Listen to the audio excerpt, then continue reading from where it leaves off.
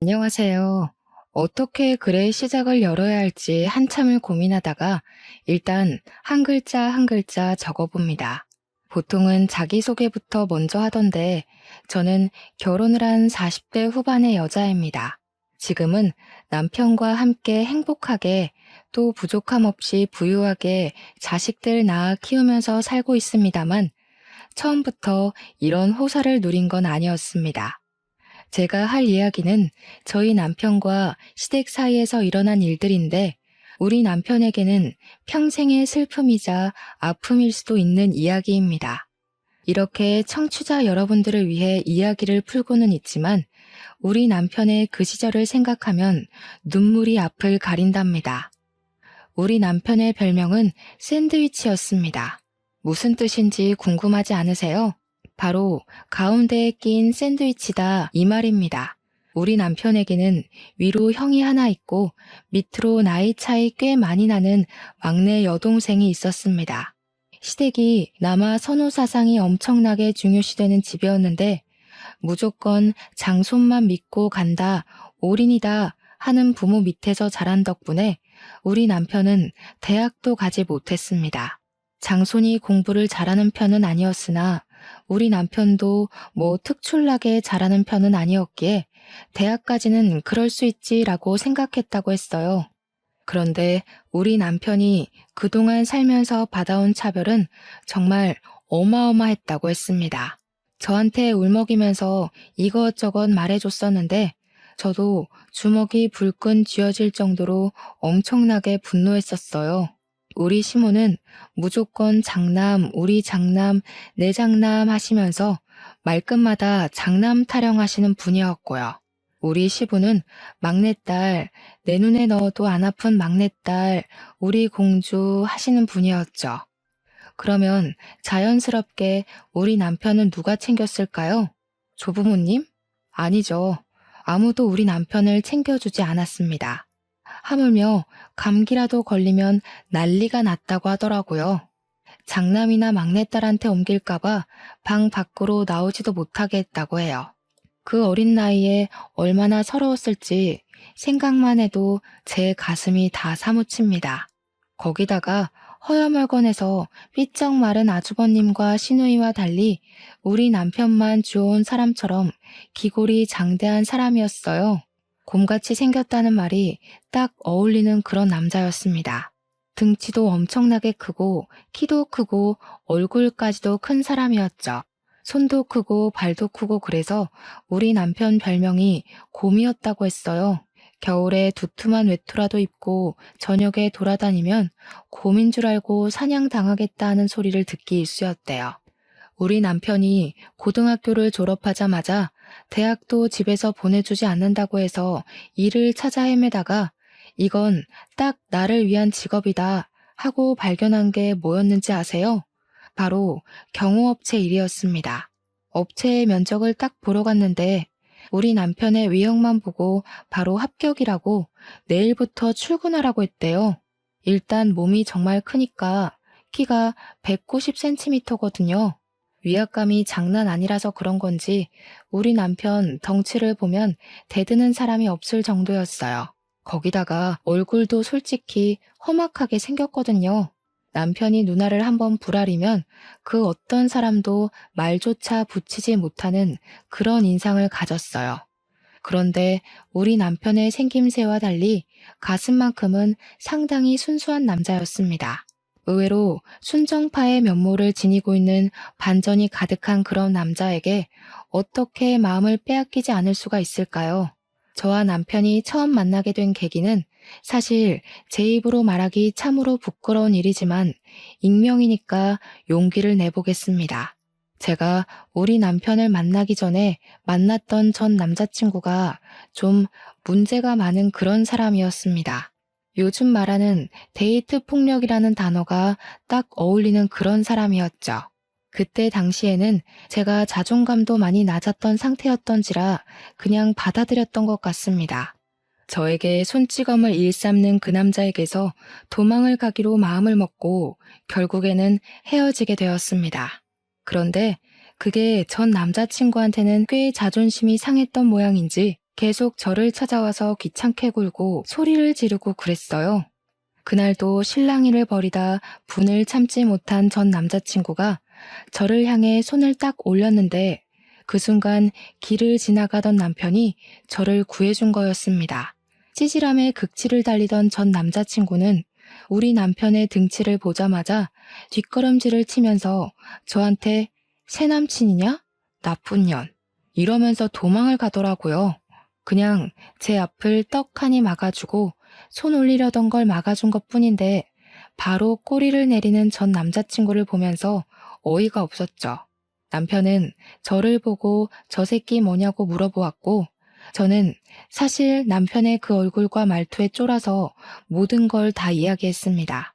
이야기를 쭉 듣던 남편이 어디 사느냐고 물어봤고 저기 앞에 주택에 산다고 하니까 남편도 자기 그쪽에 산다고 하더라고요.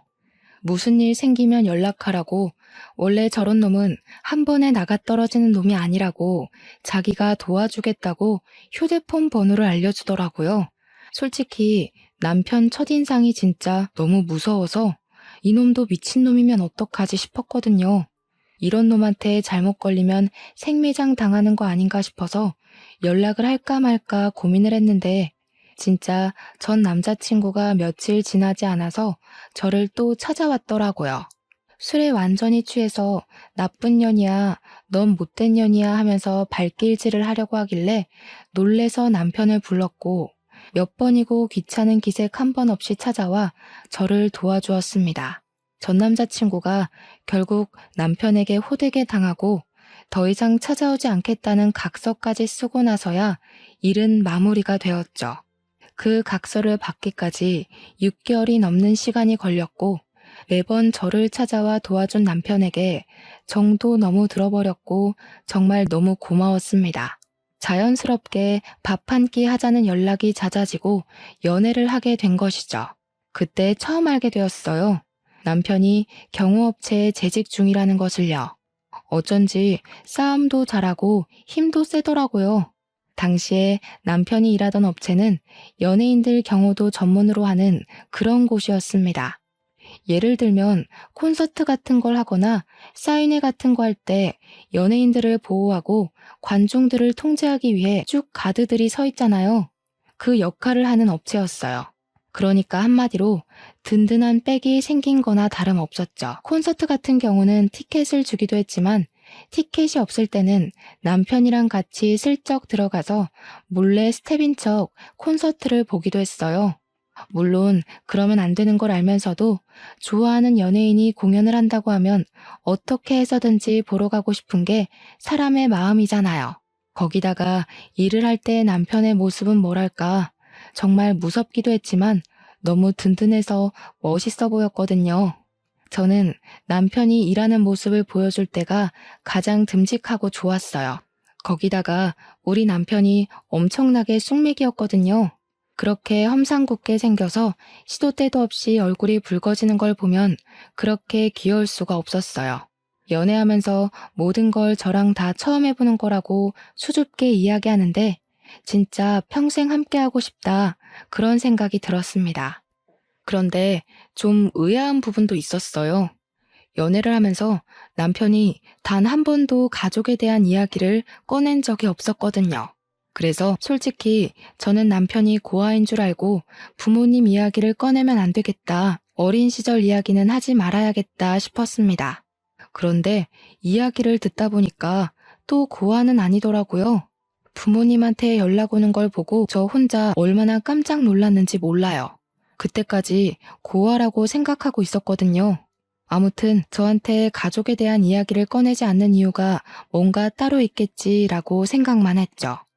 외동아들인데 부모님이 시골에 가 계신가 싶기도 했고 아무튼 프로포즈를 받고 나서야 알게 되었습니다. 형도 있고 나이 차이가 나는 여동생도 있고 부모님 두 분이 멀쩡히 살아서 저희 집 근처에서 같이 살고 있었다는 사실을요. 아무튼 프로포즈를 받고 결혼을 준비하는 과정에 있어서 우리 집에 인사를 드리러 오게 되었죠. 우리 부모님께서 남편의 첫인상을 보고 너무나도 식겁을 하시는 거예요. 제가 부끄러울 정도로 놀라셨는데 남편 눈치가 보이더라고요. 그런데 남편은 익숙하다는 듯이 진지하게 저와의 결혼을 허락받고 싶어서 왔다고 말씀을 드렸습니다.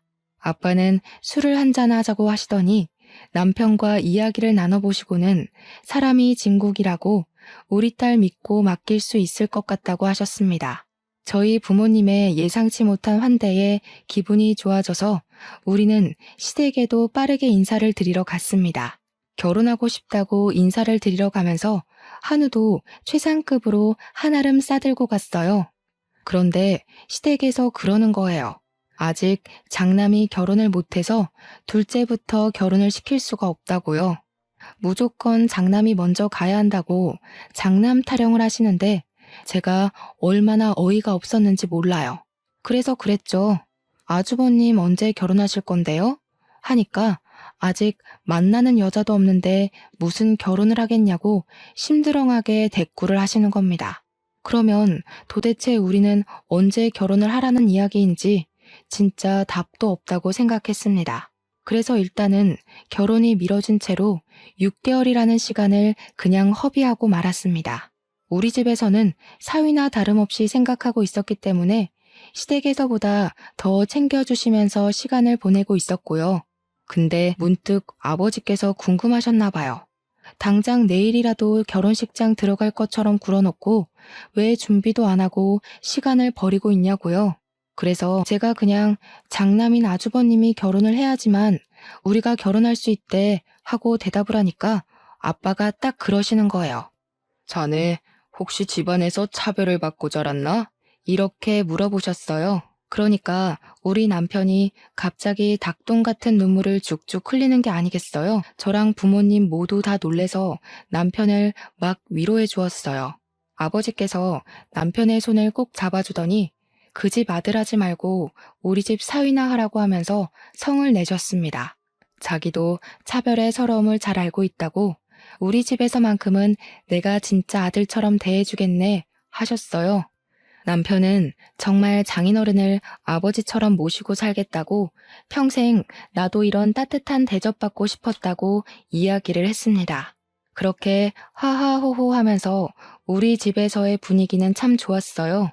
그러던 와중에 제가 글쎄 혼전 임신을 하게 된 거예요. 우리한테는 너무나도 큰 축복이었지만 시댁에서는 난리도 그런 난리가 없었습니다. 어디 속도 위반을 할 수 있냐? 쪽팔려서 얼굴을 들고 다닐 수가 없다. 장남이 장가를 못 갔는데 어디 둘째네가 선수쳐서 애부터 가지냐고. 저한테 발랑 까졌네 어쨌네 입에도 담기 힘든 나쁜 소리들을 막 하셨습니다. 오죽하면 우리 남편이 됐다고 나 부모 없는 사람인 척 살 테니까 얼굴 보지 말고 절연하고 살자고 큰아들 타령하는 거 지겹다고 선언을 했어요. 그러니까 또 시부모님이 부모 자식 간의 인연이 얼마나 귀한 건데 그런 소리를 하냐고 남편을 달래기 시작했습니다. 나한테는 장남 결혼하면 그때 혼인신고를 하라고 이야기를 하는 거예요. 벌써 임신 8주 차가 되었는데 아주버님이 40주 전에 결혼을 할 수 있다고요? 진짜 이게 말인지 방귀인지도 모르겠더라고요. 결국에는 어떻게 했는지 아세요? 그때부터 매주 부랴부랴 아주버님이 선자리를 나가기 시작했습니다. 도대체 장남이 먼저 결혼을 해야 된다는 건 어느 나라 법이길래 아주버님도 피곤하고 저희도 피곤한 상황이 된 거죠. 시간은 속절없이 흘러가서 저는 출산이 임박했고 아주버님은 드디어 뜻이 맞는 여자를 만났는데 거기서 또 결혼식을 준비하려면 몇 개월이 걸리잖아요. 그 사이에 저는 아이를 낳게 되었고 더 이상은 기다릴 수 없다고 생각했습니다. 물론 저희 집에서도 시댁의 그런 처사에 매우 불쾌한 감정을 숨기지 않고 드러내고 있었고요. 우리가 먼저 혼인신고라도 하겠다고 아이 출생신고를 해야 하는데 미혼모로 올릴 수도 없는 거잖아요.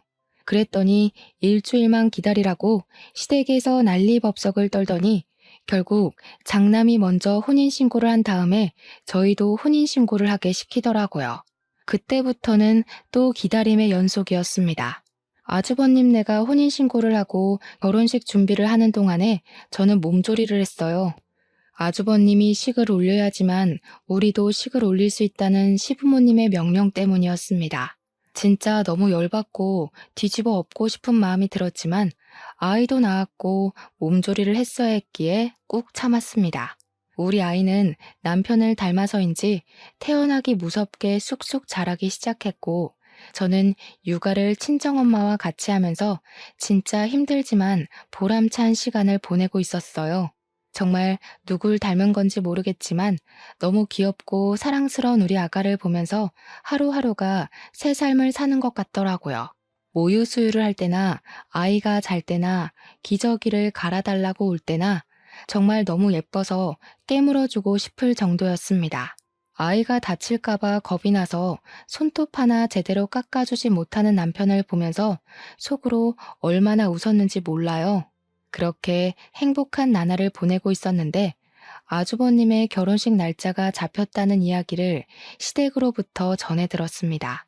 저희 보고도 결혼식 날짜를 슬슬 정하라고 상당히 인심 쓰듯이 이야기를 하시더라고요. 그러면서 장남이 결혼하고 얼마 되지 않아 차남이 결혼하는 거니까 간소하게 식을 올렸으면 좋겠다고 요구를 하셨습니다. 이미 애도 낳고 살고 있는데 결혼식이라는 게 중요하면 얼마나 중요하겠냐고 하시는 거예요. 그러는 아주버님은 호텔에서 아주 호화롭고 성대한 결혼식을 준비하고 계셨거든요. 여기서 더 충격적인 것은 아주버님의 결혼식 날짜가 우리의 돌날이랑 딱 겹치는 겁니다. 놀래서 시모한테 전화를 걸어서 어머님, 그날 우리 아이 첫 돌 행사를 한다고 말씀드렸잖아요. 했어요. 그랬더니 관심도 없었다는 목소리로 그랬니? 일주일 미뤄 하고 전화를 끊어버리시는 겁니다. 아무리 그래도 아주버님 결혼식이 가족 행사 중에 제일 큰 행사 아니겠냐고. 서러웠지만 별 수 있나요? 결국 우리의 돌날도 미루게 되었어요. 하필이면 예약이 다 차 있어서 한 달이나 뒤로 밀리게 되었습니다. 벼르고 벼르던 아주버님 결혼식 날 시댁 식구로서 만발의 준비를 하고 결혼식장에 도착해서 신부 대기실에 형님 되실 분께 인사를 드리러 갔어요. 그런데 이미 형님 친구분들이 다 와 계셔서 어쩔 수 없이 대기실 밖에서 친구분들이 사진 찍고 나오기를 기다리고 있었습니다. 그런데 친구들이며 형님이며 목소리가 얼마나 큰지 대기실 밖까지 대화 내용이 다 들리는 거예요. 진짜? 대박이다. 너무 부럽다. 하는 소리가 들리길래 무슨 이야기를 하시는 중인가 귀담아 들었죠. 대화 내용은 정말 충격적이었습니다. 글쎄, 우리 시부모님이 상가 건물만 세 채를 가지고 계신 분들이거든요. 그중 하나를 장남이 결혼한다고 아주버님 명의로 떡하니 증여를 해주셨다는 거예요. 형님이 신이 난 목소리로 우리 부부 이제 건물주잖아 하면서 친구들한테 자랑을 하고 있는데 제가 진짜 너무 서운하더라고요. 물론 제가 막 건물에 욕심이 나서 남편이랑 결혼을 약속한 것도 아니고 탐이 나는 것도 아니긴 했지만 저희는 다세대 주택에서 힘들게 전세 얻어서 쌀 한 톨도 아껴가며 돈을 모으고 살고 있었는데 시댁에서도 아주버님네 결혼하는데 돈 많이 들어갔다고 저희한테 지원 못 해준다고 했었거든요. 결국 그 지원 못 해준다는 돈 모두 아주버님네로 들어갔고 건물까지 증여해줬다고 하니까 제 속이 쓰리더라고요. 부러움의 목소리가 한껏 고조된 대기실 안으로 아이를 안고 그냥 들어갔어요. 결혼 축하드려요 하면서 아이를 안고 들어갔으니까요. 한번 안아보실래요? 하고 저희 애를 딱 보여드렸는데 형님이 질색을 하시더라고요. 드레스 망가져요. 됐어요. 내 드레스에 아기 침이라도 묻으면 어떡해? 하는데 순간 무안하더라고요. 아무리 그래도 시족하잖아요. 근데 그 순간 형님 친구들이 속닥속닥 하는 게 보이는 거예요. 아, 저기가 그 사고 쳐서 애부터 나왔다는 이런 소리가 들리는데 해도 해도 너무하더라고요. 그래서 제가 한껏 형님 친구들을 째려봤어요. 그러니까 헛기침을 하면서 어머, 성격도 드센가 봐. 우리 지연이 어떡하냐? 동서한테 몰매 맞는 거 아니야? 이러더라고요. 형님 이름이 지연이거든요. 제가 진짜 어처구니가 없어서 결혼식을 어떻게 본 건지 기억도 안 나요. 한 달 뒤에 우리 애 돌잔치 한다고 시댁 단톡방에 이번에는 까먹지 말라고 올렸더니 시모가 뭐라는 줄 아세요? 예, 잘 됐다. 뭐하러 행사를 2번 하니? 애 돌잔치 하는 날 가족들도 전부 모일 건데 그때 결혼식도 같이 해라 하시더라고요. 저 진짜 머리가 완전 띵해가지고 무슨 말을 해야 할지 막막했습니다. 돌잔치 장소가 아무리 크다고 해도 결혼식장이랑 비교가 되나요? 남편이 우리 결혼식 제대로 할 거라고 이야기를 하니까 시모가 생각 없다면서 손님들이 바로 또 오겠냐고 대충 하라고 하시는 겁니다. 어차피 축의금 거두려고 결혼식 하는 거 아니냐고 돌잔치하고 얼마 안 있어서 결혼식까지 하면 사람들이 욕한다고 하더라고요. 거기다가 아주버님 결혼한 지 한 달밖에 지나지 않았는데 또 결혼식을 한다고 하는 게 생각이 있는 거니 없는 거니 하면서요. 제가 진짜 얼마나 서러웠는지 친정에 와서 울면서 이야기를 했더니 아빠가 화를 씩씩 내시더라고요. 내가 빚을 내서라도 더 좋은 호텔에서 결혼식 시켜주겠다고 하시는데 또 그럴 수가 없잖아요. 호텔 결혼식 비용이 한두 푼 드는 것도 아니고 저희 생활에 맞춰서 해야 하는 것도 맞으니까요. 그래서 결국 저는 모든 걸 포기하고 돌잔치를 웨딩드레스 빌려 입고 했습니다. 저도 참 바보 같죠. 돌잔치 날 웨딩드레스를 입고 있으니 일가 친척들도 황당해 하시고 제 친구들도 저를 진짜 불쌍하게 쳐다보더라고요. 애 돌잡이 하면서 결혼 반지 나눠 끼고 돌잔치를 진행하시던 분도 10수년간 진행하면서 이런 건 처음 본다고 하셨어요. 그 와중에도 저는 스몰 웨딩 하는 거라고 생각해야지 하면서 저 스스로한테 최면을 걸고 있었습니다. 시부모님이 막상 그 꼴을 보고 좀 민망해 하시기도 하고 미안하시기도 했는지 신혼여행은 보내주시더라고요. 근데 웃긴 게 아주버님 네는 선물도 주시고 신혼여행도 하와이로 화려하게 보내주셨거든요. 저희한테는 필리핀 세부 정도 다녀오면 충분하지 않냐고 풀 패키지로 엄청 싼 거 끊어서 보내주셨어요. 패키지 일정이라 관광지만 내내 돌아다녀야 해서 신혼 첫날 밤은 무슨 쉴 틈이 생기면 잠만 퍼질러 잤습니다. 제가 그때 이후로 절대 패키지 여행은 다니지 않고 있어요. 물론 재미도 있긴 했지만 우리도 좀 럭셔리 휴양지 이런 거를 기대했는데 호텔 방도 여관방 같은 곳이었고 여러모로 신혼여행이랑은 맞지 않았죠. 신혼여행을 다녀와서 남편이랑 저랑은 제대로 결심을 했습니다. 앞으로 무슨 일이 어떻게 벌어지더라도 시댁에는 최소한의 자식 간의 도리만 하고 살자고요. 몇 년 뒤 막내 신우가 결혼할 때도 호텔에서 엄청 비싼 뷔페까지 대령해가며 결혼시키는 거 보고 남편도 그제야 모든 마음을 접더라고요. 안부 전화도 하지 말고 오랄 때까지 가지도 말자고. 아프든 말든 돈이 있든 없든 신경 쓰지 말고 살자고 했어요. 저도 남편이 모든 걸 포기하고 나니까 한결 마음이 가벼워져서 남편 말에 따르기로 했죠. 더 웃긴 건 뭔지 아세요? 막내 신우한테도 건물을 한 채 증여해줬다는 겁니다. 우리 남편한테만 쏙 빼놓고 건물 3채 중에 2채를 자식들에게 증여를 한 거죠. 우리 남편 입장에서는 얼마나 짜증나고 서러웠겠습니까? 자식이 아닌 저도 짜증나고 서러운데 다시 신혼여행 이후로 돌아와서 예상치 못하게 우리는 신혼여행지에서 둘째를 가지게 되었습니다.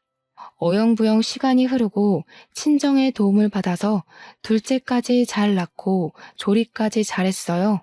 저희가 아이를 둘이나 낳는 동안 형님네는 아이가 생기지 않는 건지 낳지 않기로 한 건지 모르겠는데 아이 소식이 없었습니다. 형님 성격상 아이를 낳지 않겠다고 선언하시고도 충분하신 분이라 그냥 그런가 보다 하고 신경 쓰지 않았죠. 그런데 제가 첫 아이는 딸을 낳았었지만 둘째는 아들을 낳았거든요. 남아 선호사상 진하게 있으신 분들이라 제가 아들을 낳았을 때는 정말 병원으로 이것저것 엄청 보내주셨었어요. 매일같이 찾아와서 우리 손주 하시면서 얼굴을 보고 가시기도 했고요. 그런데 우리 아이가 한 100일쯤 되었을 때 예상치도 못한 일이 또다시 터지고 말았습니다. 시댁에서 오랜만에 호출이 왔기에 갈까 말까 고민하다가 둘째는 예뻐해 주셨기에 아이를 데리고 갔거든요. 그런데 시모가 저를 보면서 엄청나게 근심 걱정이 가득한 얼굴로 이야기를 하시더라고요. 예, 첫째네가 글쎄 불임은 아닌데 임신이 좀 힘들다고 하더라. 우리 장남이 아이를 낳아야 내가 조상님들께 면이 서는데 말이야. 에휴, 거기다가 첫째 며느리가 글쎄 애 낳으면 몸매가 망가진다고 출산을 거부하는 모양이더라고.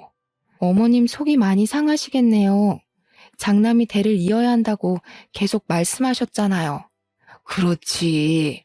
그래서 말인데 너네 둘째가 아들이잖니? 얘를 우리 장남이 키우는 건 어떨까 싶은데. 처음에 어머님이 무슨 말씀을 하시는 건지 몰라서 눈만 동그랗게 뜨고 있었어요. 알고 보니까 우리 둘째는 아주버님네 입양을 시키자는 이야기였습니다.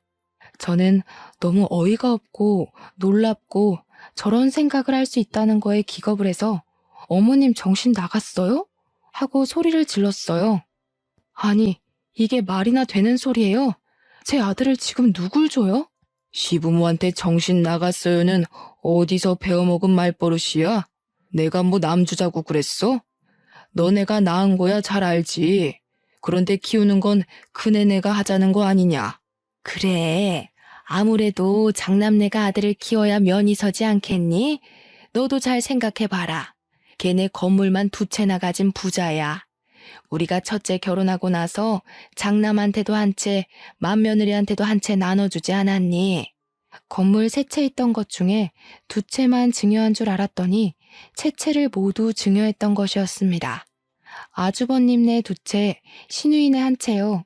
그 이야기를 아무것도 주지 않은 둘째 며느리인 저한테 당당하게 이야기를 하시는데 평소에 얼마나 우리 남편을 무시했으면 저런 소리를 뻔뻔하게 할까 싶었습니다.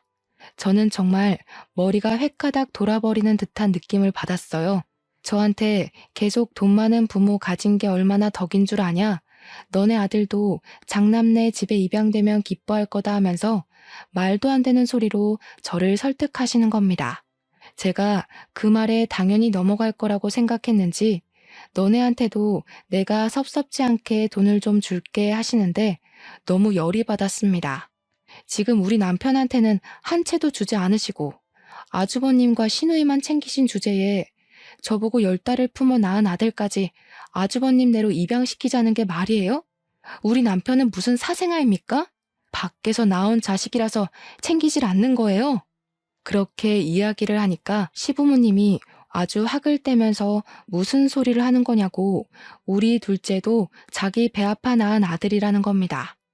그러면서도 부잣집에서 태어난다는 게 얼마나 축복인 줄 아냐고 아들 하나 더 낳으면 되는 거 아니냐고 둘째네는 형님네에 입양을 시키재요. 그래서 제가 그랬죠. 이거 아주버님네도 동의한 거 맞냐고요. 형님이 결혼식 날 우리 애 한번 안아보시라고 이야기하니까 침 떨어져서 싫다고 하셨던 사람이라고. 그랬더니 시모가 자기들도 생판 남 입양하는 것보다야 자기 핏줄 입양하는 게 낫다고 하더라 하시는 거예요. 그러니까 한마디로 우리 남편과 저의 의견을 빼놓고 자기들끼리 이미 입을 다 맞춘 상태였다는 거죠. 입양 절차도 다 알아봤으니까 손 쓸 거 하나도 없다고 애만 두고 가라는데 열받아서 눈물이 다 나더라고요. 애 절대 못 준다고 앞으로 우리한테 연락하지도 말고 찾아오지도 말라고 했습니다. 경찰에 신고할 거라고 접근 금지라도 받아오겠다고 하면서 여태까지 그렇게 사셨듯이 둘째 아들 없는 셈 치고 사셔라 했어요. 출근한 우리 남편에게 울면서 전화해서 이 모든 이야기를 해주니까 남편이 당장 시댁으로 찾아가겠다고 난리를 치더라고요. 그날 저녁에 퇴근하고 시댁에 가서 한바탕 남편이 뒤집어 엎고는 집으로 돌아와서 제 손을 꼭 잡아주었습니다. 저도 배신감을 느끼고 아파하는 남편을 위로해 주었죠. 그날 이후로 완벽하게 절연이라면서 남편이 휴대폰 번호도 바꿔버리고 저도 완전히 시댁 번호까지 싹 차단해버렸어요. 그렇게 몇 개월이 더 지난 어느 날 남편네 경호업체 대표가 남편에게 할 말이 있다고 불렀다고 하더라고요. 남편이 거의 초창기 멤버이고 남편만큼 오래 그 업체에서 일한 사람이 없었기에 남편은 은근히 긴장한 상태로 대표를 만나러 갔습니다. 근데 대표가 그랬대요. 자기 이민 가서 자식들이랑 오순도순 살아보고 싶다면서 업체를 맡아서 키울 생각이 있냐고요. 권리금을 조금만 받고 사업체를 아예 남편 이름으로 넘겨주고 싶다고 했다는 겁니다. 오랜 시간 지켜본 결과 남편만큼 사업체에 대한 이해도도 높고 운영을 잘할 사람이 없을 것 같다는 이유였어요. 남편은 처음에 대표직을 맡고도 이민 가서 살아라. 내가 여기서 현장을 돌보겠다 했는데 대표님이 거절했대요. 한국에 나오고 싶은 생각도 없고 굳은 일 맡겨놓고 혼자 태평하게 살 위인이 못 된다고요. 남편은 업체를 인수하고 싶어 했고 꽤 자리가 탄탄한 업체였기에 포기하기엔 아쉬웠던 거죠. 영혼까지 모은 돈을 다 끌어모아도 권리금을 다 모으기엔 4,500만 원 정도가 비었어요. 추가 대출도 안 되는 상황이었고 결국 막다른 골목 끝에 몰린 저희는 시댁에 연락을 하게 되었습니다. 4,500만 원이 필요하니까 형이랑 형수한테 건물 준 거 더 이상 치졸하게 굴지 않겠다. 그 돈만 빌려달라고 했어요. 그랬더니 시모가 그럼 너네 둘째 아들 내놔 이러더라고요. 형수도 입양해서 키우고 싶다고 했다고 남편이 열받아서 당신은 내 엄마도 아니라고 내가 실수했다고 하면서 전화를 끊고는 우리 친정에 가서 아빠를 붙잡고 남편이 엉엉 울더라고요. 제 앞에서는 잘 울지도 않는 남편이 우리 아빠만 붙잡고 우는 걸 몇 번이나 보는지 모르겠네요. 사정을 들은 아버지께서 자기가 4,500만 원 어떻게든 구해다 주겠다고 하셨고 남편은 2배로 불려드릴 거라고 했어요. 사기꾼 같아 보이는 말이었지만 우리 남편의 우직함을 믿고 아버지는 노후 자금을 깨서 4,500만 원을 마련해 주셨습니다. 남편은 사업체를 물려받게 되었고 경호업체를 운영하면서 사람만 많아서 될 것이 아니라며 감시 체계를 확실하게 설립하자고 했다더군요. CCTV 보안 쪽도 함께 하면서 도청이나 몰카 같은 걸 찾아내는 신식 기계까지 도입을 해서 운영을 했습니다. 그러다 보니 예전에는 사람만 경호하던 업체였는데 점점 기업이나 기업 수장들의 집까지 관리를 하는 큰 업체가 된 거죠. 완전히 비밀스러운 1:1 보안업체 같은 회사로 자리를 잡았다고나 할까요? 경매 같은 것이 열릴 때에도 우리 남편 업체로 직접 연락이 와서 고가의 상품 경호를 맡기기도 했습니다. 한마디로 대박이 터지게 된 거죠. 그게 우리 남편의 사업체를 운영한 지 3년 만에 일궈낸 성과였습니다. 그렇게 바쁜 3년을 보내는 동안 시댁에서도 큰 변화가 한 가지 일어났어요. 형님이 시모의 압박과 핍박, 구박을 이겨내지 못하고 결국 출산을 하게 된 것이었습니다. 시험관 6차 만에 겨우겨우 힘들게 얻어서 임신 기간 내내 바깥 구경 한 번 못하고 꼼짝없이 누워서 지낸 형님인데 결국 딸을 출산하는 바람에 시댁에서 난리가 났다고 하더라고요. 시모가 형님한테 엄청 난리를 치면서 당장 둘째를 가지라고 했대요. 형님은 애 하나 낳는 것도 얼마나 힘들게 낳았는데 둘째를 가지라는 소리를 할 수 있냐고 자기가 애 낳는 기계냐고 완전히 냉기 철철이고요. 우리 남편은 약속했던 대로 3년 만에 빌린 4,500만 원을 9천만 원으로 갚아드렸습니다. 아빠는 2배는 농담 아니었냐면서 원금만 갚으라고 했지만 남편이 이 돈 모으려고 3년 걸렸다며 이자라고 생각하고 받아달라고 했죠. 4,500만 원이었으면 진즉 갚았을 거라고 장인어른 덕분에 사업체가 커지고 발전할 수 있었다고 평생 감사하며 살겠다고 했습니다. 우리 아빠는 눈시울이 붉어지고 이런 사위 얻어서 행복하다 하셨고 남편은 평생 친아버지처럼 모시고 살겠다고 했죠. 둘이 부둥켜 안고 눈물 샤워를 하는데 엄마랑 저랑 그걸 보고 좀 황당해했어요. 둘이 너무 애틋하니까 저랑 엄마랑 끼어들 틈이 없더라고요. 여기서 글이 마무리가 된다면 너무 허무하겠죠? 진짜 재밌는 이야기를 시작할게요. 그렇게 시간이 흐르고 저희는 절연한 상태로 지내고 있었는데 어느 날 뜬금없이 신우한테도 연락이 온 겁니다. 우리 신우도 건물을 한 채 받았었다고 이야기했었잖아요. 근데 신우가 연락이 와서는 저한테 둘째 언니네도 건물 한 채 받았지? 그거 시세 얼마야? 하더라고요. 아주버님네가 두 채를 다 받았다는 사실을 전혀 모르는 것 같았습니다. 그래서 솔직하게 말을 했죠. 건물 시세가 얼만지 모르겠는데요? 하고요. 그러니까 신우가 멋쩍어 하면서 아니, 내가 막내딸이라고 제일 싼 건물 받은 것 같아서 그러면 억울하잖아 하는 겁니다. 자기가 제일 어리니까 오래 살지 않겠냐고 그러니까 자기가 더 좋은 건물을 받아야 할 것 같다면서 막내라고 차별당하는 것 같다는 거예요. 그 말을 듣는데 열이 싹 오르더라고요. 아니요, 신우. 우리는 아예 건물을 못 받아서 모르는 거예요. 두 채 다 아주버님네한테 증여한 거 모르셨어요? 뭐? 진짜야? 작은 오빠는 못 받았다고? 제정신 아니야? 저한테 건물 더 좋은 거 있으면 바꾸자고 할 생각으로 전화한 것 같던데 형님네가 두 채 다 가졌다고 하니까 태도 싹 바뀌어서 난리더라고요. 사람 욕심이 끝도 없다더니 신우도 똑같은 속물인 거죠. 저희는 저희 능력대로 잘 먹고 잘 살고 있어요. 혹시 형제들끼리 재산 싸움 하실 거면 저희는 빼주세요. 그이도 시댁이랑 절연 선언한 마당에 건물이 무슨 소용이 있겠어요? 저희 그거 필요 없어요.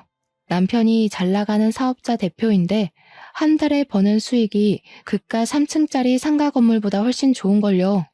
건물 같은 거 하나도 아쉽지 않았습니다. 그랬더니 신우가 혹시라도 저희가 뭐 하나 더 받은 게 있을까봐 꼬치꼬치 캐묻더라고요. 혹시 둘째 언니 지금 사는 집 말이야. 그 아파트 우리 엄마가 해준 거야? 아니요. 저희가 벌어서 산 건데요. 시댁에서 이런 한 푼 도움받은 거 없으니까 눈독 들이실 것도 없어요. 작은 오빠가 그렇게 잘 번다고? 지금 사는 아파트 주상복합 펜트하우스잖아. 그거 몇십억 하던데? 관리비도 한 달에 엄청 나오는 걸로 알고 있는데 어떻게 알았냐고 하니까 등기부등본 떼봤다고 하더라고요. 그러면서 작은 오빠가 그렇게 돈 잘 버는 줄 몰랐다고 회사에 남는 자리 없냐 우리 남편 취직 좀 시켜줘라 난리가 난 거죠. 무슨 돈이 나서 그 집을 샀냐 너무 궁금하다. 사업 수완 좀 알려달라 난리를 치길래 신우 돈 필요하냐고 물어보니까 그제야 우물쭈물 이야기를 하더라고요. 신우 남편이 글쎄 도박을 해가지고 신우 건물까지 근저당 잡혀서 경매에 넘어갔다는 소리를 하는 겁니다. 그동안 그 꼬마 상가에서 월세 받는 돈으로 생계를 유지했는데 경매에 넘어가고 나니까 돈이 한 푼도 없는 거죠. 대출이고 뭐고 돈 나올 구멍이 없으니 만만한 우리 집에 건물 핑계대고 돈 좀 빌려볼까 싶었던 거예요. 그래서 우리 집 등기부등본 떼보니까 펜트하우스 엄청 비싼 집이 나오니까 시부모가 준 돈에서 나왔겠구나 싶었던 거죠. 돈 좀 뜯어가려고 했는데 우리 남편이 벌어서 산 집이라고 신우한테 줄 돈 없다고 시댁에 가서 말하라고 하니까 당황했나 보더라고요. 그렇게 우리 공주 하면서 예뻐해줬던 시부한테 말해서 돈 받으라고 하고는 끊어버렸습니다. 남편에게도 이야기를 해주고는 신우 전화 받지 말라고 했어요. 차단까지 눈앞에서 싹 하고는 평화롭게 지내고 있었는데 며칠 지나지 않아서 형님한테로 연락이 온 겁니다. 시댁에서 얼굴 좀 보고 이야기 좀 하자길래 제가 왜요? 하니까 손윗사람이 부르는데 어디 말대꾸냐고 어차피 저희도 더 이상 수그러들 필요 없으니까 남편이랑 같이 시댁에 찾아갔습니다. 신우가 뱉어놓은 말도 있고 상황이 궁금하기도 했거든요. 애들은 친정 부모님께 부탁드리고 남편이랑 룰루랄라 손잡고 시댁에 갔어요. 신우랑 형님네랑 다 와 있더라고요. 시부모도 슬쩍 눈치 보면서 서로 할 말은 있는 것 같은데 입을 열지 않길래 제가 먼저 물꼬를 텄죠. 제가 먼저 이야기할게요. 저희는 시댁에서 지원받은 거 하나도 없으니까 재산 분할 싸움에 빼주세요. 먼저 요구할 만한 재산도 없고 우리는 이만 가보겠습니다. 아니 동서, 가긴 어딜 가? 동서가 신우한테 이야기했어? 우리가 건물 두 채 받았다고? 네. 그거 시부모님이 알려주신 건데요. 왜요? 신우는 알면 안 돼요? 아니, 이건 불공평하지. 첫째라고 건물 두 채 주는 게 어딨어? 막내라고 신우는 하나 챙겼잖아요. 샌드위치 우리 남편은 하나도 못 챙겼는데. 그리고 그 건물 주인 찾는다 치면 우리 거지 신우 거는 아니잖아요. 나 정말 죽게 생겼다니까. 2억만 해달라고 2억. 형님, 신우한테 2억 해줘요. 20억짜리 건물 가져갔으면 10%는 해줄 수 있잖아. 우리도 그 건물 없어. 남편이 사업한다고 건물로 대출받았다가 다 날려먹었단 말이야. 아니, 그게 무슨 소리야? 무슨 소리긴요. 그이가 사업한다고 건물로 대출받았다가 다 날려먹고 하나 남은 건물도 곧 넘어간다고요. 그 소리에 시부모님은 거의 뒤로 넘어가셨습니다. 야, 이 녀석들아. 우리가 평생을 일궈서 산 건물을 나눠줬으면 잘 쓸 생각을 해야지. 터무니없는 짓을 벌여서 다 날려먹어? 그러니까 신우랑 형님이랑 줬으면 장땡이지 뭘 참견을 하냐고 싸우더라고요. 저랑 남편은 그냥 강 건너 불구경했죠. 그러니 시모도 체념한 듯 너네 빚이니까 너네 알아서 하라고 하시더라고요. 신우랑 아주버님이랑 둘 다 난리가 났는데 저희는 그러든지 말든지 안녕히 계세요 하고 나왔습니다. 그렇게 6개월이 더 지났어요. 6개월 동안 물론 신우고 아주버님이고 할 거 없이 집에 찾아와 남편 회사 찾아와 돈 좀 빌려달라고 어깃장을 놓고 난리를 쳤죠. 우리 남편은 당연히 딱 잘라서 거절했고요. 어느 날 집에 엄마랑 같이 아이를 보고 있다가 시부모님이 찾아와서 깜짝 놀랐습니다. 그런데 둘 다 짐을 한아름 싸들고 온 거 아니겠어요? 남편 없는 거 확인하더니 저한테 얘, 우리 여기서 좀 지내자.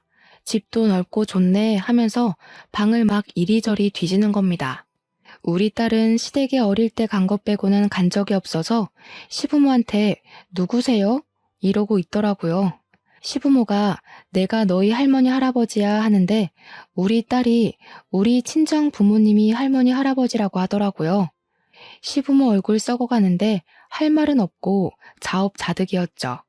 저는 시부모한테 우리 집에 당신들 누워서 잘 방 없다고 나가라고 했더니 시부모는 네가 이러니까 이쁨 못 받은 거라고 난리를 쳤습니다. 더 이상 자기들 오갈 데 없다면서 죽이 되든 밥이 되든 여기 있을 거라고 하니까 우리 엄마가 아빠랑 남편에게 바로 호출을 했더라고요. 양심도 없지. 여기가 어디라고 찾아와서 행패를 부립니까? 쪽팔린 줄도 모르고. 그런데 진짜 사이다는 우리 남편이었습니다. 남편이 업체 직원들을 데리고 집으로 온 거예요. 경찰까지 불러서요. 남편이 새로 보안 시큐리티를 운영하면서 경찰이랑 협업을 하고 있었거든요. 경매나 국보 같은 거 경호할 때도 있어서요. 시부모 양팔을 떡하니 잡더니 짐까지 다 들어서 직원들이 시부모를 집 밖으로 내쫓더라고요. 시부모는 이게 무슨 짓이냐고 제가 우리 아들이라고 하는데 남편이 그랬어요. 나 부모 없다니까? 우리 애를 4,500만 원에 팔아넘기라고 했을 때 절연했잖아. 지난번에 혹시나 반성하는가 싶어서 우리 부른 건 줄 알았더니 사과 한마디 없었잖아. 당신 애들 같은 부모 없어 나는. 그러니까 알아서들 사쇼. 예, 결국 첫째가 우리 집까지 홀라당 해먹었다. 우리가 갈 곳이 없어. 걔가 그렇게 마이너스의 손일 줄 알았겠니? 이럴 줄 알았으면 너를 챙기는 건데. 경찰관님, 고생 좀 해주세요. 이 사람들 주거 침입으로 넣어주시고요. 시부모 표정이 정말 허옇게 질린 와중에 저는 딸한테 저분들한테 인사드려 예의는 차려야지 했어요. 우리 딸이 네 안녕히 가세요 하더라고요. 저는 문 닫아버렸고요. 한참을 집 앞에서 경찰이랑 실랑이를 하는 것 같았던 시부모는 결국 경찰차를 타고 사라졌습니다. 나중에 아주버님네랑 신우네랑 번갈아 가면서 부모한테 너무하는 거 아니냐 하는데 남편이 그러더라고요. 너네 엄마 아빠지 우리 엄마 아빠 아니라고요. 우리 엄마가 속이 시원하긴 한데 그래도 마음이 편하진 않다고 하니까 아빠가 그러더라고요. 차별이라는 게 얼마나 서러운 건지 몰라서 하는 소리라고. 이제 와서 저러는 거 뭐가 좋다고 받아주냐고 절대 받아주면 안 된다고요. 남편 보고 술이나 한잔하자고 하시더니 둘이 열심히 앞으로 삶을 어떻게 살 것인가에 꽂혀서 이야기를 나누시더라고요. 저는 우리 남편의 모든 결정을 지지하고 응원하기로 마음먹었습니다. 부모 자식 간의 연을 끊는다는 게 정말 힘든 일인지 알지만 남편의 결심을 흔들지 않으려고 해요. 제 이야기 어떠셨나요? 재미있으셨죠? 저도 앞으로 사이다 마실 날만 가득하길 바라고 있습니다. 오늘도 좋은 하루 보내시길 바라면서 제 사연은 여기서 마치도록 하겠습니다.